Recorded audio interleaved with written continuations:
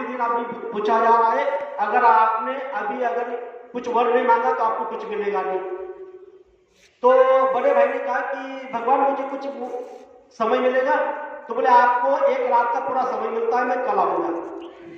तो उन्होंने रात भर में विचार किया कि क्या मांगू क्या ना मांगू, क्या मांगू क्या ना मांगू। अगर मैं एक गाड़ी मांगूंगा तो उसको 2 गाड़ी मिल जाएगी, मैं एक बंगला मांगूंगा तो उसको 2 बंगले मिल जाएंगे, मैं अगर 100 एकड़ जमीन मांगूंगा तो उसके पास 200 एकड़ जमीन हो जाएगी, मैं अगर 10 करोड़ मांगूंगा तो उसके पास 20 करोड़ हो जाएंगे। तो ऐसा रात भर चिंतन करते रहा, रात भर में विचार करते रहा। फिर सुबह में वही चिंतन उसका चल रहा है। फिर उसके अंदर में थोड़ा दिमाग में गलत सलाह आ गई। भगवान आ गए, भगवान ने पूछा कि भाई आपने विचार किया?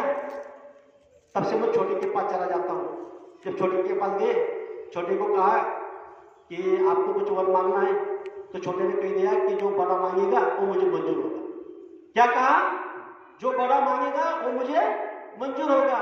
तो भगवान बड़े के पास गए, तो भगवान ने बड़े से पूछा कि बोले आपने विचार किया? बोले हाँ भगवान, मैंने थोड़ा विचार किया, रात भर विचार किया, रात भर विचार ही करते रहा। तो बोले बोलो आपको क्या चाहिए? तो उन्होंने क्या मांगा मालूम है? बोले भगवान मेरी एक आंख को निकालो। क्या मांगा? मेरी एक आंख को निकाल लो। तो उसके जो छोटे भाई था उसके 2 आंख चले गए। इतनी त्याग तपस्या करने के बाद उन्होंने क्या किया? स्वयं का भी नुकसान किया और अपना भाई का भी नुकसान कर लिया।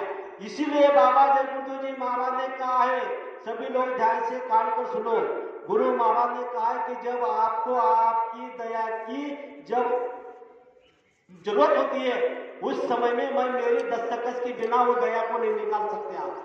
मतलब जब गुरु महाराज उस दया पर दस्तखत करेंगे तभी आपको मिलेगा। इसीलिए गुरु महाराज आगे का सोचते पीछे का सोचते, ये तो पता नहीं हमारी पूंजी हम कहीं भी खर्च कर देंगे। मतलब पता नहीं कब अगर गुस्सा आ जाएगा तो आप किसी को श्राप दे दोगे। इसीलिए बाबा जगबुद्धू जी महाराज ने वो जो अधिकार है हमारा उन्होंने अपने पास कर रखा है। तो जो भी करेंगे गुरु महाराज हमारा हित का और कल्याण का काम करेंगे। तो इस पर आपको सोचना चाहिए। आप साधक हो, दिन के 24 घंटे में से आपके जीवन पे जो बात आ जाती है, जो वचन आ जाता है, वो अकटाई सत्य हो जाता है। अगर वो सत्य हो जाता है तो अगर वो अच्छी बात है तो अच्छा होगा, अगर बुरी बात है तो आपकी पूंजी भी खत्म हो जाएगी, दूसरे का नुकसान हो जाएगा, उसमें आपका भी नुकसान हो जाएगा। इस बात को हमको सोचना है।